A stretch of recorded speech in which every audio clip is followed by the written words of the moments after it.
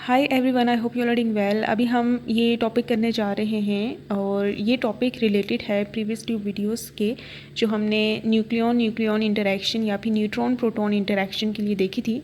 सबसे पहले वीडियो में हमने एक जनरल एक्सप्रेशन फाइंड आउट की थी टू पार्टिकल्स की इंटरेक्शन या स्कैटरिंग के रिजल्ट में जो क्रॉस सेक्शन बनता है उसकी एक्सप्रेशन फाइंड आउट की थी और वो हमने देखा था कि कुछ इस तरह से थी। ठीक है, उन वीडियोस का लिंक मैं डिस्क्रिप्शन बॉक्स में दे दूँगी, आप वहाँ से उनको देख सकते हैं अगर आप इंटरेस्टेड हैं। तो ये डिफरेंशियल क्रॉस सेक्शन की एक्सप्रेशन थी और जिसमें से हम total cross section find out कर सकते थे by simply integrating it our solid angle, और वो सॉलिड एंगल इन टर्न क्या है 2 pi sine theta D theta होता है। ठीक है, तो 0 से पाई तक इंटीग्रेट होता है ये। इस तरह से हमने इन जनरल देखा था डिफरेंशियल क्रॉस सेक्शन और टोटल क्रॉस सेक्शन को। फिर उसके बाद हमने एक प्रॉब्लम किया जिसमें हमने प्रूव किया कि for interaction like NP interaction जिसमें पार्टिकल्स का mass as low as 1.67 multiply 10⁻³ -27 kg होता है, या फिर आप इसे मेगा इलेक्ट्रॉन वोल्ट पर सी स्क्वायर में देखें तो 938 मेगा इलेक्ट्रॉन वोल्ट पर सी स्क्वायर के करीब 3 होता है। इनका रिड्यूस मास भी अगर आप देखें तकरीबन इतना ही होता है। और the energies as greater as 1 mega electron volt तक अगर हो या इससे लेसर हो, तो हमने देखा था कि for that kind of low energy scattering, ठीक है, only L is equals to 0 state, only L is equals to 0 state contributes to the scattering cross section of NP scattering। ठीक हो गया। तो ये हमने प्रीवियसली इस चीज़ को प्रूव किया था और इसी की लाइट में अब इसी चीज़ को यूज़ करते हुए लो एनर्जी स्कैटरिंग को यूज़ करते हुए हमने फेज शिफ्ट का एक्सप्रेशन डिराइव करना है। तो इस वीडियो में हम वही करेंगे। तो फॉर हाई एनर्जी स्कैटरिंग के लिए L इज इक्वल्स टू 0 के अलावा भी स्टेट्स कंट्रीब्यूट फिर करती हैं। वो हाई एनर्जी स्कैटरिंग फिर बहुत हाई एनर्जेटिक, अगर आप न्यूट्रॉन प्रोटॉन के बम्बार्डमेंट कर रहे हैं ना, तो वो सारी फिर दूसरी टर्म्स जो है वो भी कंट्रीब्यूट करती हैं, लेकिन यहाँ पे हम लो एनर्जी स्कैटरिंग को ही लेकर चलेंगे। तो यहाँ पे न्यूट्रॉन प्रोटॉन का हम पोटेंशियल ग्राफ बनाते हैं। ठीक है, जिसमें हम y एक्सिस पे लेंगे पोटेंशियल को, ठीक है, या फिर एनर्जी को, यहाँ पे पोटेंशियल या फिर एनर्जी आप ले सकते हैं, और x एक्सिस में r लेंगे which is the distance between neutron and proton. ठीक है, तो इसमें हम 3 रीजन्स को बनाएंगे। अब यहाँ पे distance between neutron proton increase हो रहा है, तो यहाँ पे जहाँ पे इंक्रीज़ हो रहा है, ठीक है, यहाँ पे पोटेंशियल क्या होगा, 0 होगा, क्योंकि जहाँ पे वो एक दूसरे से न्यूट्रॉन प्रोटॉन बहुत दूर हैं, न्यूट्रॉन और प्रोटॉन, जिस R is the distance between neutron and proton. Neutron proton अगर बहुत दूर हैं, इन दोनों के दरमियान तो कोई इंटरेक्शन होगी ही नहीं। ठीक है, क्योंकि न्यूक्लियर इंटरेक्शन ही तो इनके दरमियान होती है और वो शॉर्ट रेंज है। तो अगर ये दोनों बहुत दूर हैं तो इनके दरमियान कोई इंटरेक्शन नहीं होगी, एंड हेंस इनका पोटेंशियल 0 होगा। और वो कहाँ तक 0 होगा, जब तक एक डिस्टेंस, और ये पोटेंशियल 0 रहेगा up to a certain point, ठीक है, जिसको हम नेम करते हैं अभी। और उस सर्टेन पॉइंट के बाद उन दोनों के दरमियान न्यूक्लियर फोर्स इस्टेब्लिश होगी और हेंस वो एक दूसरे से इंटरेक्ट करेंगे, क्योंकि अब पोटेंशियल डेवलप हो गया। वो कौन सा पोटेंशियल है, न्यूक्लियर पोटेंशियल। और न्यूक्लियर पोटेंशियल यहाँ पे जो हम यूज़ करेंगे वही पोटेंशियल बॉक्स वाला यूज़ करेंगे, पोटेंशियल वेल यूज़ करेंगे, जो कि हम यहाँ तक ये 0 था ना, इस पॉइंट पे जब इनके दरमियान की डिस्टेंस इतना आया जो कि न्यूक्लियर रेंज के अंडर था, हेंस एक दूसरे से इंटरेक्ट करेंगे और वो इंटरेक्शन का पोटेंशियल क्या होगा, पोटेंशियल वेल जैसा होगा, और वो ये ऐसे हम लेंगे और ये ऊपर ये आगे हम देखते हैं क्या होता है। और ये इसकी डेप्थ कितनी है, -v0 है, जैसे हम पहले लेते होते थे। और हम ये भी जानते हैं कि 2 न्यूक्लियॉन्स, न्यूट्रॉन हो प्रोटॉन हो या जो भी हो, वो एक सर्टन हद तक ही एक दूसरे के करीब आ सकते हैं, वो इन्फिनिटली एक दूसरे के करीब नहीं आ सकते। तो एक ऐसा फॉरबिडन पॉइंट आता है जिसके बाद वो फर्दर एक दूसरे के पास नहीं आ सकते, करीब नहीं आ सकते।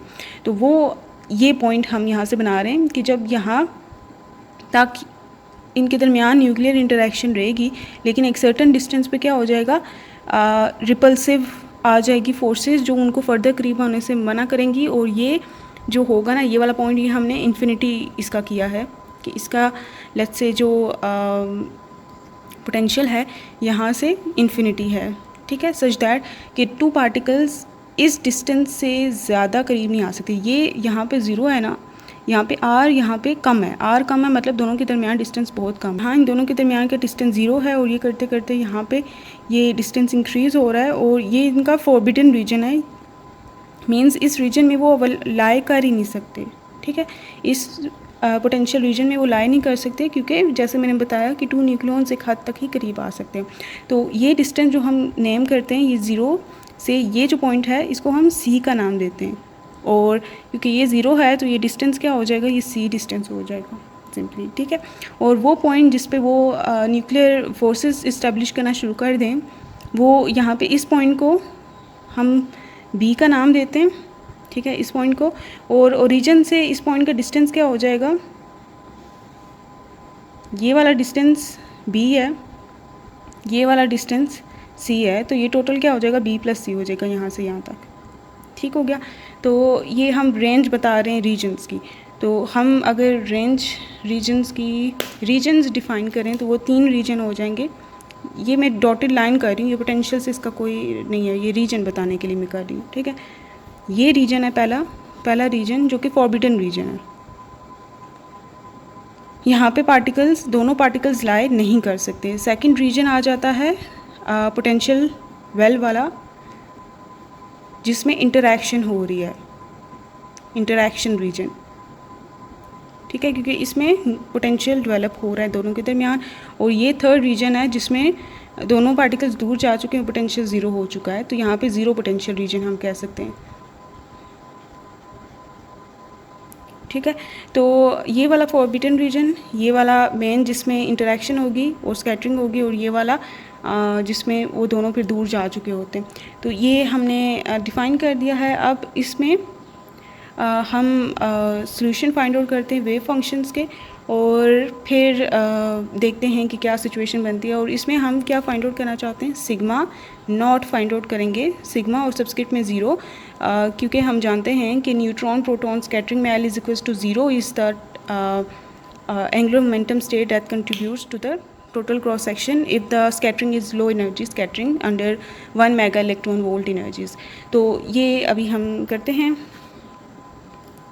ठीक है, सो फॉर यहाँ पे डिस्क्रिप्शन कर देते हैं।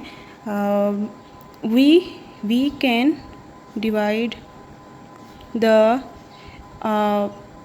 PR distance potential distance graph into 3 regions when distance between, या यहाँ पे हेडिंग दे रीजन 3, हेडिंग आपने प्यारी से दे देनी है reason 3, when distance between 2 neutron nucleons, that is neutron and proton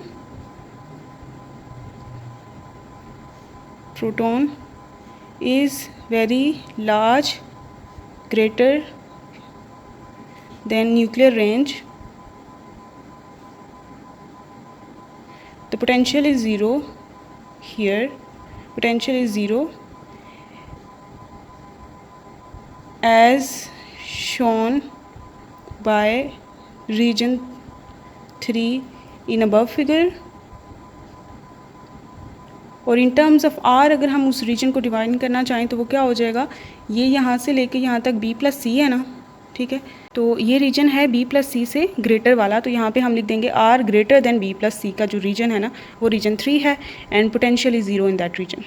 ठीक हो गया, फिर हम हेडिंग देते हैं रीजन 2 की। ठीक है, in region 2 the distance between nucleons, ये मैं डिटेल इसे करा रही हूँ क्योंकि कुछ बच्चे डिटेल्स करना चाहते हैं, कुछ डायरेक्ट करना चाहते हैं। अगर आप डायरेक्ट करते हैं बेशक आप इनकी इतनी ज़्यादा डिस्क्रिप्शन ना करें, लेकिन अगर आप करेंगे आपकी अंडरस्टैंडिंग के लिए अच्छा है और आप को अच्छे मार्क्स मिल सकते हैं। ठीक है, तो in that region the distance between nucleons are lies in nuclear force region, in range of nuclear forces, and hence interaction between neutron and proton लिख लीजिएगा आप पूरा, occurs in that region.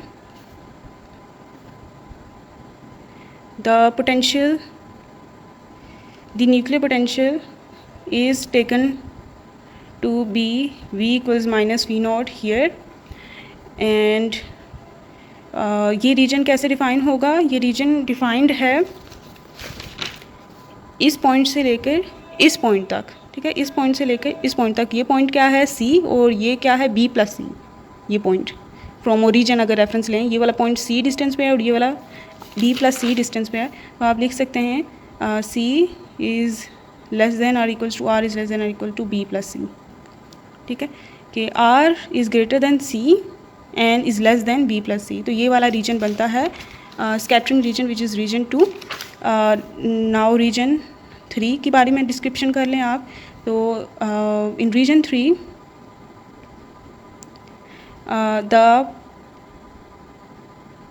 the region 3 is the forbidden region,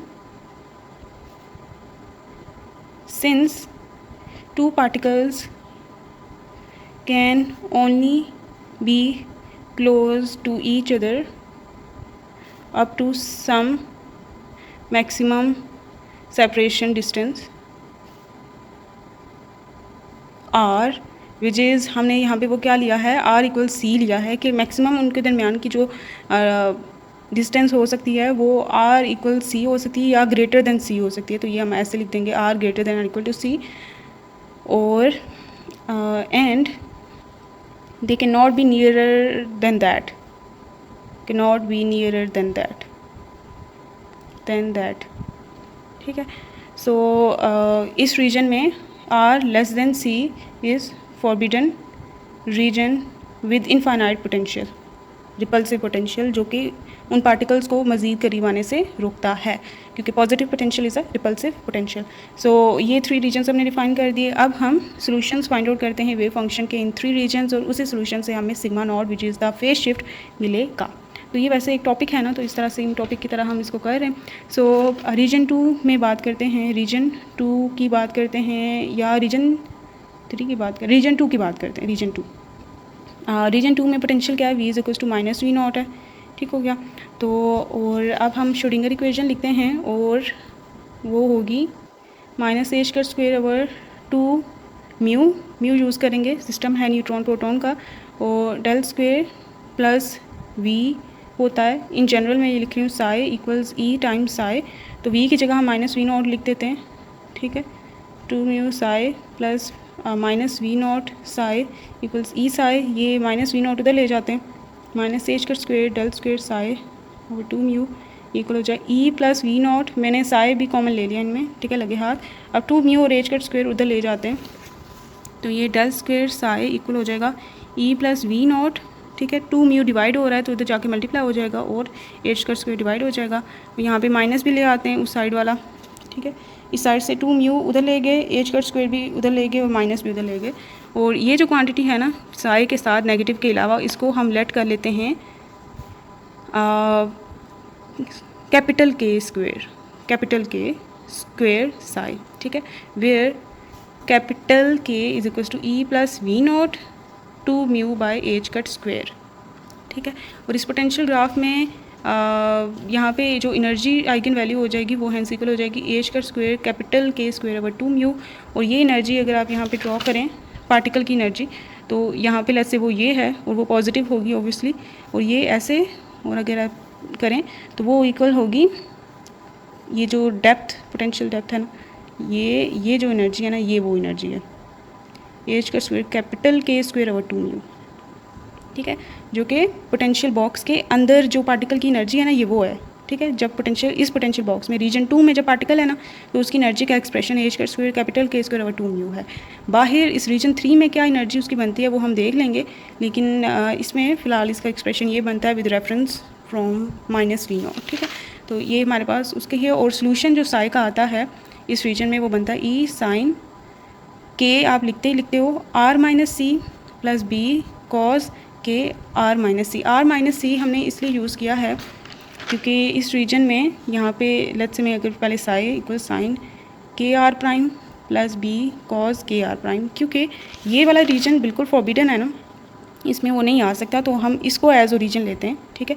और वो new origin let's say 0 prime ले लेते हैं, such that इसकी ये जो लेंथ है इनका पैरामीटर हम आर प्राइम में लेते हैं, और ये आर प्राइम यहाँ पे भी कोई लेंथ हो सकती है, यहाँ पे भी कोई भी पॉइंट हो सकता है इस रीजन में। तो और जबकि इस कोऑर्डिनेट इस ओरिजिन ओल्ड ओरिजिन के अकॉर्डिंग लेट्स से मैं ये पॉइंट ले लेती हूँ, ठीक है, और ये न्यू ओरिजिन का वो पॉइंट है, तो यहाँ से इसका ये डिस्टेंस जो है आर प्राइम है, ठीक है, और ओल्ड जो कोऑर्डिनेट है ना उसके अकॉर्डिंग ये आर है, ठीक है। तो ये आर प्राइम है, ये पूरा डिस्टेंस आर है, और ये वाला डिस्टेंस सी है, तो इस आर की वैल्यू इक्वल हो जाएगी इस डिस्टेंस प्लस इस डिस्टेंस के, तो ये आर प्राइम प्लस सी हो गया। आर प्राइम की वैल्यू क्या आ जाएगी, सी तो चला जाएगा आर माइनस सी। तो वो फॉरबिडन रीजन है ना, इस वजह से रीजन 2 में स्पेशली हमें ये वाला यूज़ करना पड़ेगा अपनी आसानी के लिए, वरना वो जब कॉन्स्टेंट्स निकालेंगे ना काफ़ी टफ आ जाते होते हैं, तो इसलिए हमने अपनी आसानी के लिए कर दिया।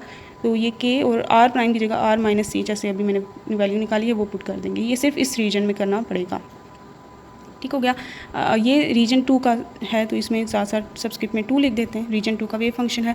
अब इस पर हम बाउंड्री कंडीशन लगाते हैं कि ये वेव फंक्शन 0 हो जाना चाहिए इस पॉइंट पे, ठीक है, इधर नहीं, इधर हो जाना चाहिए 0, क्योंकि बियॉन्ड दैट पॉइंट पार्टिकल के फाउंड होने की प्रोबेबिलिटी 0 है, पार्टिकल नहीं पाया जा सकता, और इसका वेव फंक्शन भी यहाँ पे वैनिश कर देना चाहिए। तो just at the boundary point इसको वैनिश हो जाना चाहिए। तो R is equals to C पे, at R is equals to C boundary point पे, ठीक है, wave function should be 0, this wave function side 2 should be 0, ठीक है। ये इसका फॉरबिडन रीजन है। यहाँ पे ये जो रीजन 2 है ना, यहाँ पे इक्वल टू का साइन ना यूज़ करें, क्योंकि इक्वल टू पे वो फॉरबिडन ही है, ठीक है।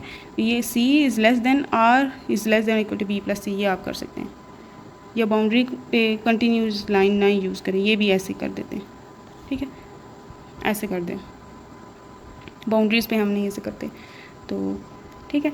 ये तो यहाँ पे आर इज इक्वल्स टू सी इस इक्वेशन में पुट करते हैं, और साई 0 इधर पुट करते हैं, साई इधर 0 पुट किया, और यहाँ पे आर की जगह सी पुट किया, तो सी माइनस सी आ गया प्लस बी कॉज के, ये कैपिटल के है, ठीक है, कैपिटल के, सी माइनस सी हो गया, तो ये ए साइन के सी माइनस सी 0, तो ये साइन 0 बन जाएगा, प्लस बी कॉज ये सी माइनस सी 0, तो ये ए इंटू साइन 0 0 होता है, बी कॉज 0 1 होता है, तो ये हमारे पास आ गया 0 इक्वल्स ए इंटू 0 0, और वहाँ पे बच गया बी, तो बी की वैल्यू हमारे पास आ चुकी है, बी 0 आ चुकी है, और यहाँ पे हम इसकी वैल्यू पुट कर देते हैं, और हमारे पास जो साइड 2 बन जाएगा वो बन जाएगा A sine K R minus सी, ये सिर्फ हमारे पास बच गया, वो कॉज वाली टर्म ख़त्म हो जाएगी क्योंकि बी की वैल्यू 0 आ चुकी है। तो ये हमारे पास सेकंड रीजन जो है ना, फॉर रीजन 2 वेव फंक्शन हमारे पास ये आया है विच इज़ साइनोसाइडल, ठीक हो गया। अब हम फाइंड आउट करते हैं रीजन 3 पे, फॉर रीजन 3, ठीक है। अब रीजन 3 में क्या है, पोटेंशियल 0 है, ठीक हो गया। तो यहाँ पे ये जो वेव फंक्शन जो श्रोडिंगर इक्वेशन है -2v del square plus we और साई इक्वल्स ई साई हो जाएगा, ये यहाँ पे हम 0 पुट कर देंगे, ठीक है। तो सिंपली जो इक्वेशन हमारे पास बच जाएगी वो हो जाएगी -a²² mu del square psi equals E psi, तो ये दोनों वही सारा उधर ले जाते हैं, डेल स्क्वेयर साई को यहाँ अकेला कर देंगे, तो यहाँ पे 2 म्यू ई हो जाएगा बाई a² माइनस साइन इधर साई।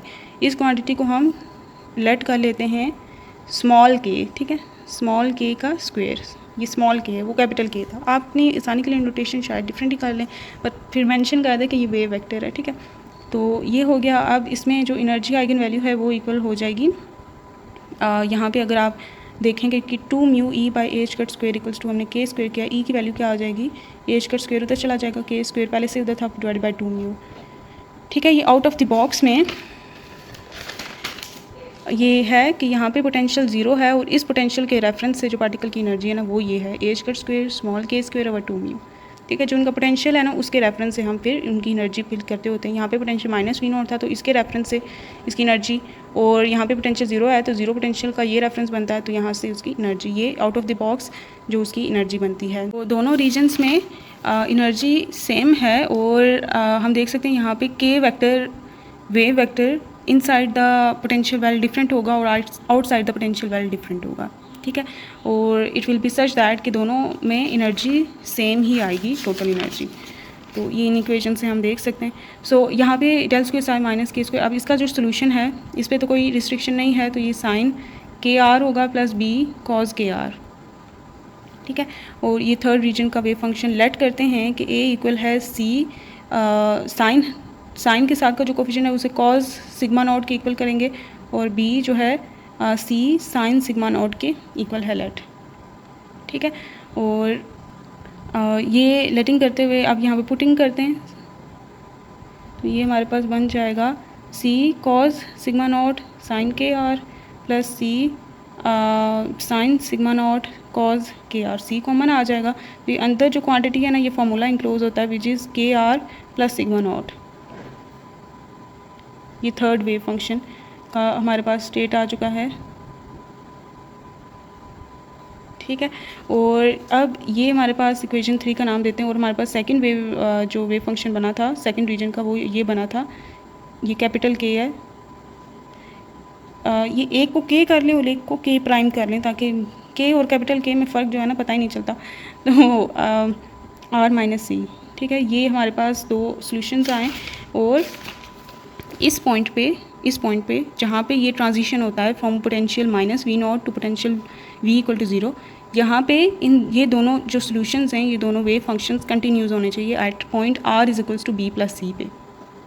ये पॉइंट क्या है, r equals b plus c है ना, ये वाला पॉइंट, इस पॉइंट पे ट्रांजिशन हो रहा है ना from this potential to this potential, तो इस वैल्यू पे वेव फंक्शन को कंटिन्यूस होना होगा, क्योंकि हम जानते हैं कि वेव फंक्शन साई जो है नॉर्मलाइज्ड क्या उसे कहते हैं वेल बिहेव वेव फंक्शन है, और वो कंटिन्यूस होता है, तो कंटिन्यूटी की जो सिचुएशन है उसको वो फॉलो करता होता है, तो इसको भी फॉलो करना होगा वेव फंक्शन को इफ़ ये वेल बिहेव वेव फंक्शन है, तो वेल बिहेव वेव फंक्शंस ही डिस्क्राइब करते होते हैं पार्टिकल्स को या सिस्टम्स को, तो इनको at they should be psi 3 should be equals to psi 2 at r equals to b plus c, ठीक है।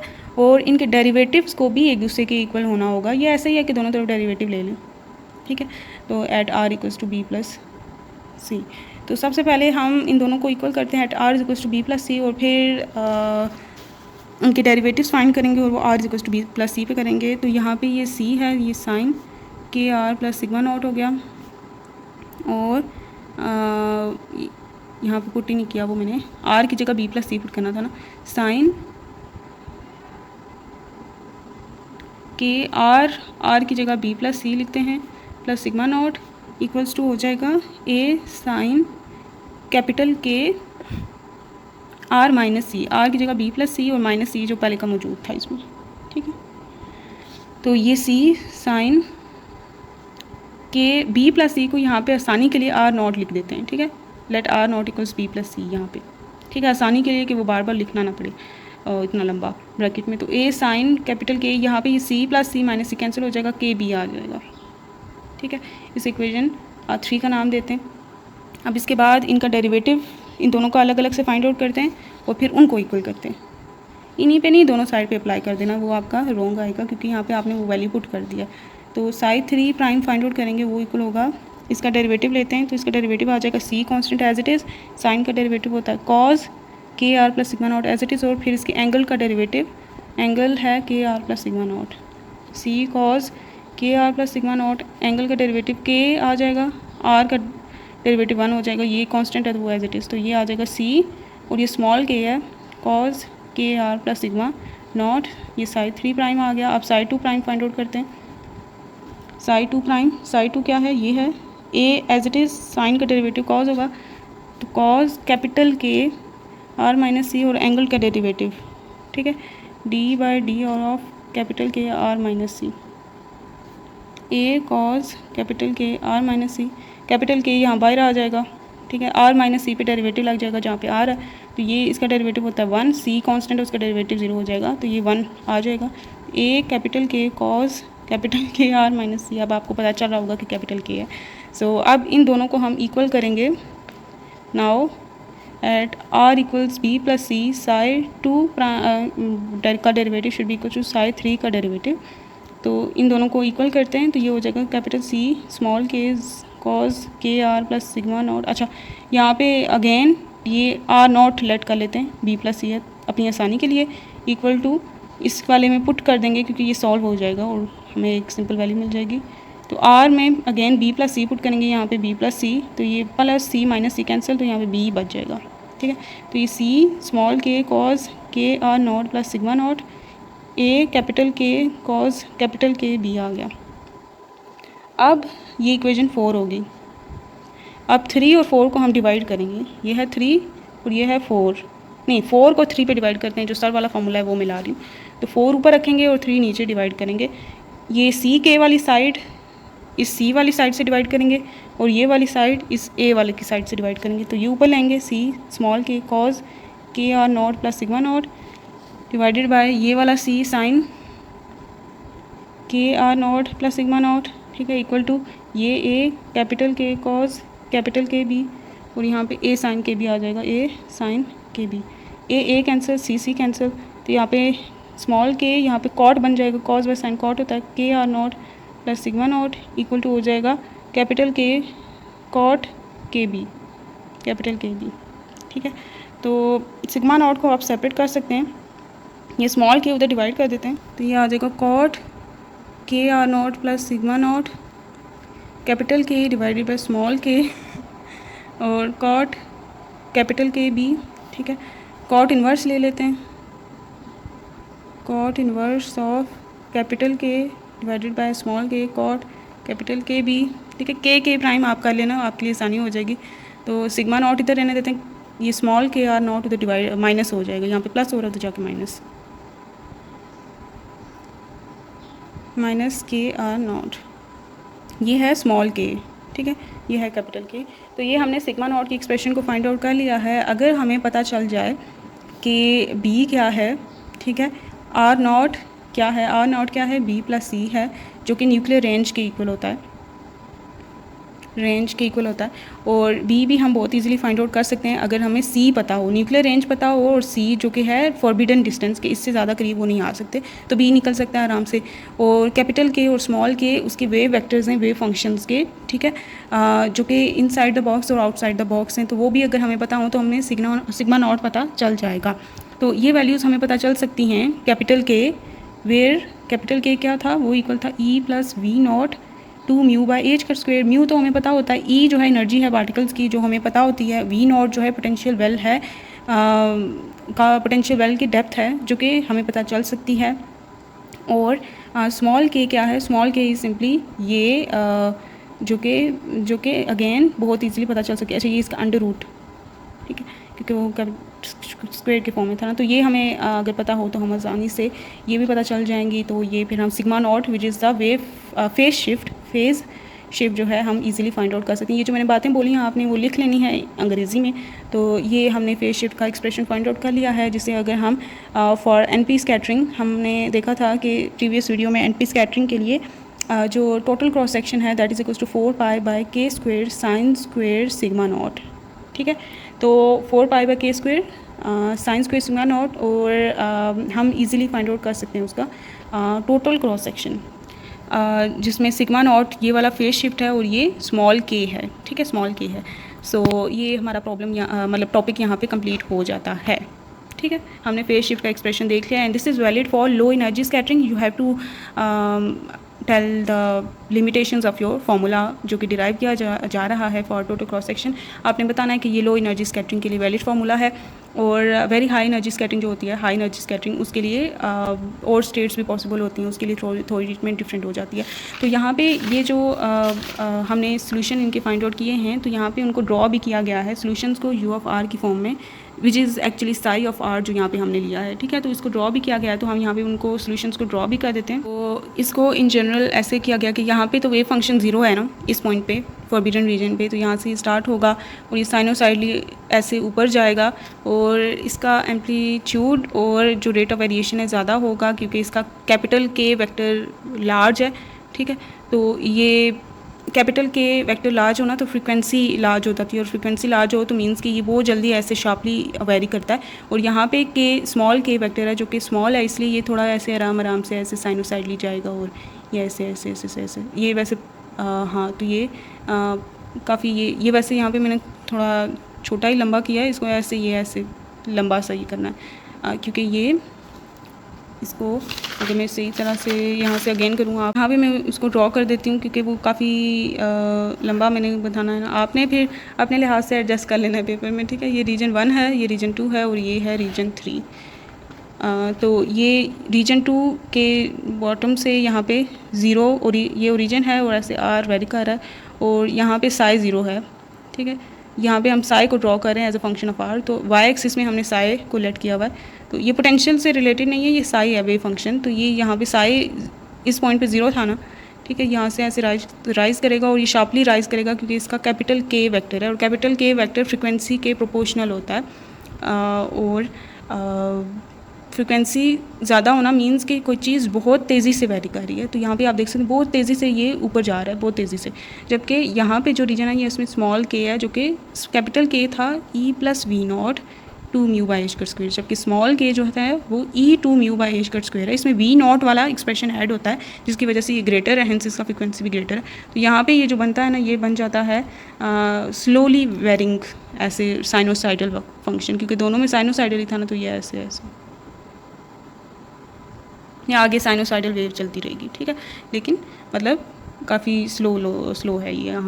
यहाँ पे आप साई लिख सकते हैं कि यहाँ पे साई ए साइन के आर माइनस सी आया था और यहाँ पे साई आपके पास जो है वो सी sine K are plus sigma not आया था, ठीक है। दोनों में साइनोसाइडल है लेकिन जो फ्रिक्वेंसी और हेंस के वेक्टर है दोनों में डिफरेंट है, और यही था मतलब फाइनल हो चुका है। अब यहाँ पे जहाँ पे ये वाला रीजन स्टॉप होता है ना, वहीं से दूसरा वाले रीजन का वेव फंक्शन स्टार्ट होता है, क्योंकि कंटिन्यूटी की इक्वेशन जैसे हमने पहले भी कहा था कि इस पॉइंट पे दोनों वेव फंक्शंस एक दूसरे के इक्वल होते हैं और ये कंटिन्यूस होते हैं, मीन्स कि जहाँ से इसने छोड़ा वहीं से अगले वाला स्टार्ट होगा, ठीक है।